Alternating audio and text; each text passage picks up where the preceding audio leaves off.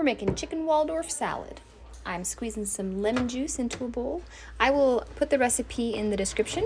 I loosely base it off of that. I'm gonna add some salt and pepper. Then I'm gonna start cutting up my produce. I've got apple here, some celery I'm gonna get all chopped up. I am going to do something to this Waldorf salad that is a little unusual, something I've never done before, but it ended up being really good, so stay tuned for that. I've got this little OXO or OXO, whatever it is, grape cutter. I use this for my kids when I quarter their grapes. They're a choking hazard, but it works great for chopping up grapes in a hurry. Stick some of those in there. And the sauce is usually either just mayonnaise or sometimes Greek yogurt, but I decided to mix it up with some Activia vanilla yogurt, sour cream. There's that yogurt and got a little minion over here, wants a little bite, and some mayonnaise, and that's what I used as my sauce. Then I saw an orange on the counter, and I was like, hey, why not? I already put some lemon juice in there. Let me squeeze a little orange, which I then proceeded to eat off camera. Here's me adding a tiny bit of garlic powder and a tiny bit of onion powder, and let me tell you guys, that was the best decision I've ever made. You cannot add a lot, though. You can't add so much that someone's like, is there garlic in here? It was just a hint, and my mom was like, this is really good, and that has become now my secret, not so secret ingredient. Here I am chopping up some frozen chicken because I was too impatient to wait for it to thaw. It's already cooked. I had it in the freezer. Some toasted walnuts went into there, and then here I am testing the perfect bite, and it was amazing. I ate on this all week long. Look at this gloriousness. Even my mom remarked, and she never remarks about anything. I was very pleased with that. The next night we had little miniature English muffins. I'm brushing some olive oil on top, putting some pizza sauce down. My son wanted to try to add some here. Go ahead and try. You have an owie, Jeremiah? Some mozzarella cheese.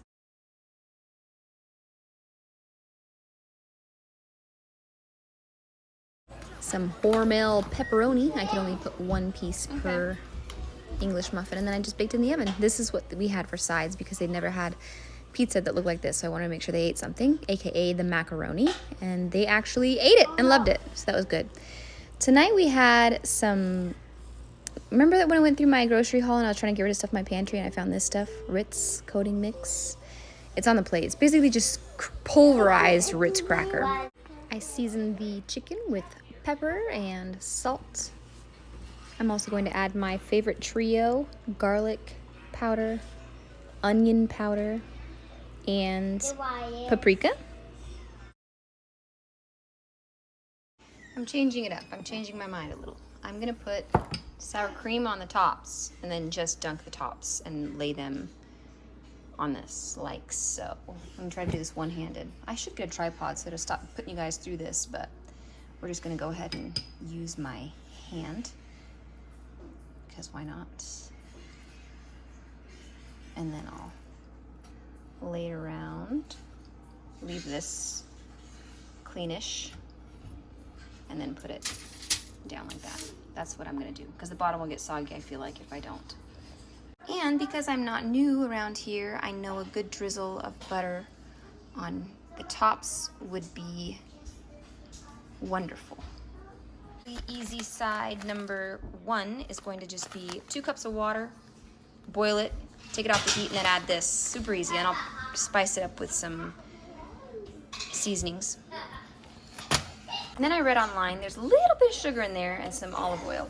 I read online that you can roast these at 450 with a little sugar. I think the sugar might have to do with caramelization because they are frozen, so I imagine they could potentially get soggy.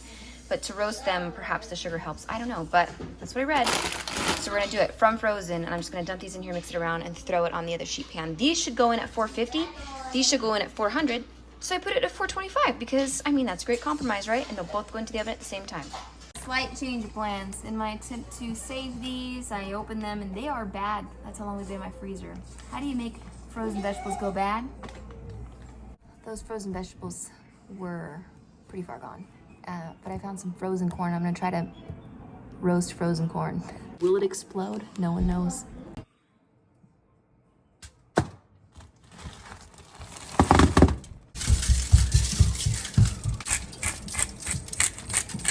I muted this portion just because the crinkling of the foil was really loud. So I just took that sheet of aluminum foil I had laying down over the pan and I covered the corn with it. In went the corn, in went the chicken, and here comes the chicken out. Nice and bubbly and delicious. And for the sides, I just dropped that mashed potato right in. Yes, I know you do, baby. I love sour cream and chive mashed potatoes, so I kind of did a spin off of that. This is some garlic salt. I did add some sour cream. I didn't have chive, I had green onions, so that's what I added to that.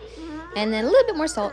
Potatoes love salt. And this was delicious. I took a little test here, and my husband actually liked these quite a lot. He doesn't like mashed potatoes because they typically don't have much flavor, but those were great. Then my corn, I was testing it to see if it was done, and it was. Here we are, dinner, mashed potatoes, corn, and some Ritz coated chicken. Pretty delicious. This next recipe I will link in the description. I did an extensive video on it back when I was in the Navy like 5 years ago, 6 years ago. This is a combination of egg yolk, heavy cream, and Parmesan cheese. I'm going to take my alfredo noodles and put it to this concoction, but I let my noodles cool down, put it to this concoction, add it to this concoction. I let my noodles cool down just a little bit so that it didn't cook the egg, and I made a sauce out of that. Then I've got shallots and onion here that I'm just kind of simmering, added some bacon, put my onions and shallots in there, mixed it all around, and that's dinner that night. I had to cut it off because the toddlers were going insane that night, but that video is in the description. Then I took that leftover corn I had from the chicken the night before, and I'm gonna make some miniature chicken pot pies. To the pot, I'm adding a third a cup of butter, a third a cup of flour. I usually use white onion, yellow onion, sweet onion, whatever onion, but I did have that red onion that was hanging out in my fridge for quite a long time, and I just decided to use that instead as to not waste anything. I had that pie crust in my fridge sitting there as well. I used a drinking glass to create little circles and fill up those mini muffin tins. Into the pot, I'm adding some bouillon that I never mix thoroughly. I don't know why I do this myself. And I'm just gonna keep mixing it all around until it gets nice and thickened. There goes in some celery seeds, some salt. I grinded up some pepper. I'm still stirring it around. Probably should use a whisk, but I wasn't about to dirty another dish. I fit every last bit of that pie crust into 2 muffin tins, just shy of 2 dozen. In goes the corn. That was the only vegetable I had in the house. And that's the only thing that I added to the chicken pot pie. After a while, there goes the milk. I had some cooked chicken in my freezer already that I had chopped up here, and I'm going to add that to the pot, and then you'll see that the sauce gets nice and thick. This chicken pot pie base is drinkable. It is delicious. I cannot even tell you. My husband loved this. So I'm scooping it into the muffin tins. The only thing I will say about this is that I wish that I could have fit more filling into each muffin tin. So what I did when I plated this was I laid these all at the bottom and poured, because I had more filling in my pot, poured that on top, and that was amazing. The last meal I made to clean out my pantry was this quinoa dish. I didn't have any garlic, so I'm using this dehydrated garlic from Penzi's. I like that quite a lot. I've got some chopped up onion there in the back, and then it called for a cup and a half of vegetable broth. I didn't have, well, I do have that, but I had this in my fridge just sitting there from Christmas, and I decided I would use that up. And what do you know, I had exactly a cup and a half. I love when that happens. I needed my pot for this recipe. I also needed a strainer to drain the beans, so I grabbed me one of those out of the pantry. It looks like a appliance closet, really. I've got a zhuzh of olive oil. I'm going to drain my beans while I wait for that oil to heat up over there on the stove top. Rinsing those beans out, I didn't want to put them into a bowl to then just put them into the pot. So in order to not set those beans right into a dirty sink, I used this can here as a little stand, and I set it into the sink like that. And then I added a child to my hip as I tried to do the rest of this. In go the onions to the pot. It's a honey pot. That's for honey, yeah, it's a pot. It's for honey. Anytime she sees something similar to a pot, she calls it a teapot, and it's too cute. There go the dehydrated, the garlic bits and the cumin. I add some quinoa, stir it up. This recipe is linked in the description, by the way. It's very good. I just add some salt, some chicken broth, bring it to a boil after I put a lid on it, and then let it simmer for about 20 minutes, and basically I'm just cooking the quinoa. After about 20 minutes, I noticed that there was still too much water in the quinoa, so I took the lid off so that the water could cook off, and I turned the heat up a little bit and waited about 5 minutes, and then the quinoa seemed done and not soggy at that point. So then I went ahead and added the beans and cilantro after I turned the heat off. I'm hiding in the corner of my house trying to do this voiceover. There go the beans and cilantro. It looks so beautiful, doesn't it? This is actually really good. My oldest and my youngest ate the beans out of it, and my other one just wanted macaroni and cheese. I ate the entire thing. My husband had it as a side to some chicken, and it was really delicious. This is the second time I've made this recipe, which speaks a lot about a recipe. I hardly ever make a recipe twice because there's too many recipes to be had and I want to try them all.